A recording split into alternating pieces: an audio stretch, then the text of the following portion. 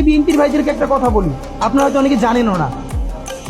পৃথিবীতে দ্বিতীয় ইতিহাস আছে কিনা মান্না ভাই জানলে বলবেন, আমি ভাইয়ের কাছ থেকে শুনতে চাইবো। জিয়াউর রহমান তো একজন সামরিক শাসক ছিলেন।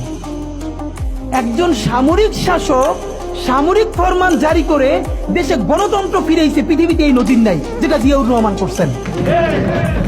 আপনারা কি জানেন এই যে জিয়াউর রহমান গণতন্ত্র ফিরাইলেন, যার মাধ্যমে আওয়ামী লীগও রাজনীতি করার সুযোগ পাইল 22 সালের পর।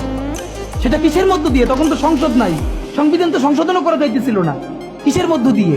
জিয়াউর রহমানের সামরিক ফরমানের মধ্য দিয়ে।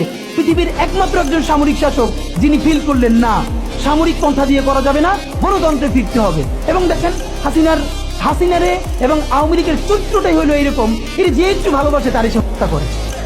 শহীদ প্রেসিডেন্ট জিয়াউর রহমান শেখ হাসিনাকে দেশে আসার অনুমতি দিছিলেন, সুযোগ দিছিলেন এবং বলতে থাক সবাই রাজনীতি করুক। আসার 1 মাসের মধ্যে জিয়াউর রহমান শহীদ হয়ে গেল, 13 দিনের মধ্যে। এবার দেখেন এই যে আমরা এখন যারা সবাই করতেছি, সুতরাং এটা একটা বিষ। এই বিষের সাথে আমরা কিভাবে লড়াই করব?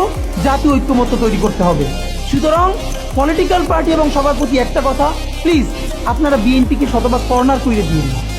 বিএনপি এই আধিপত্যবাদ বিরোধী লড়াইয়ের জন্য আমাদের একটা বড় শক্তি। এই শক্তিকে এত বেশি কর্নার করা যাবে না যাতে তারা গিয়ে আওয়ামী লীগের হাত ধরে ফেলে। তারা যদি আওয়ামী লীগের হাত ধরে ফেলে তাহলে লড়াইটা তো আমাদের জন্য আরো কঠিন হয়ে যাবে।